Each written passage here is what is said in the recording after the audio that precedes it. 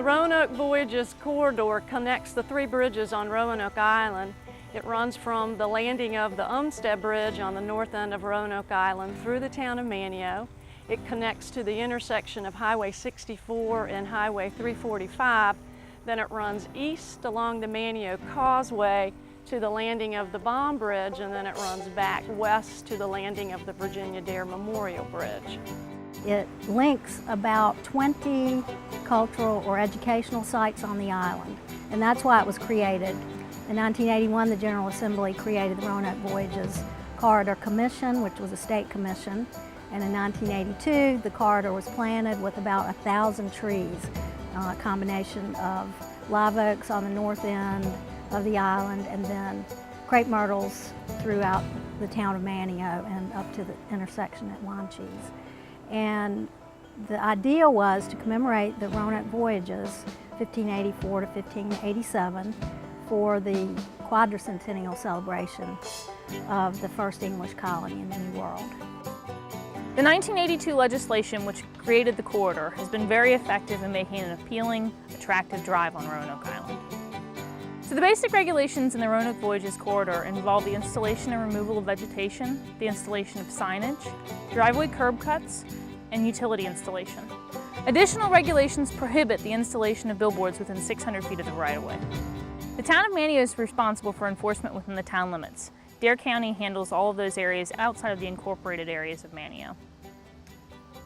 In July of 2011, the North Carolina General Assembly delegated the enforcement authority to the town of Manteo and the county of Dare, the two local governments that are located on Roanoke Island. Previously, the enforcement of the corridor regulations was handled directly through the Roanoke Voyages Commission through an employee that worked for the state. We've transitioned from having a state employee enforce those regulations to having the local governments do it, and that transition has been relatively seamless. The application review process is handled by the town or the county in the appropriate jurisdiction to ensure that all activities taking place along the corridor are in compliance. There's no fee associated with the application, and the application is generally handled as part of a site plan review process. Persons with property along the Roanoke Voyages Corridor should contact either the town or the county prior to undertaking any activities that may be governed by these regulations. It's especially important that the existing vegetation along the corridor not be cut or altered in any way prior to contacting the town of Manteo, Dare County, or NCDOT.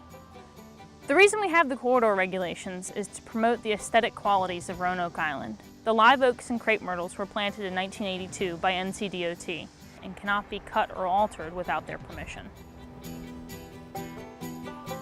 The landscaping of the corridor occurred in late 1982, and there's a series of live oaks that are planted closer to the Fort Riley National Historic Site on the north end of Roanoke Island, and then crepe myrtles are planted along the remainder of the corridor as it runs along Highway 64.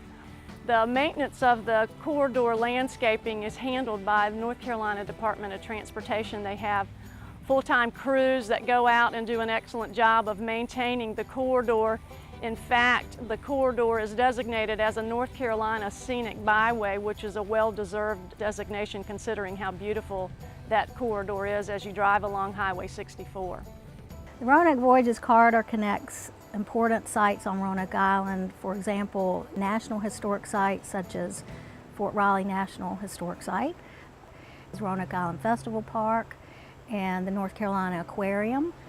It connects the Elizabethan Gardens, the Lost Colony Outdoor Drama, Island Farm, and it connects P Island Cookhouse, Roanoke Island Maritime Museum, and other locations on the island that people love, who live here, and also people come here to visit. Before the corridor was developed, Roanoke Island had a two-lane road, and the sides of the road were dusty.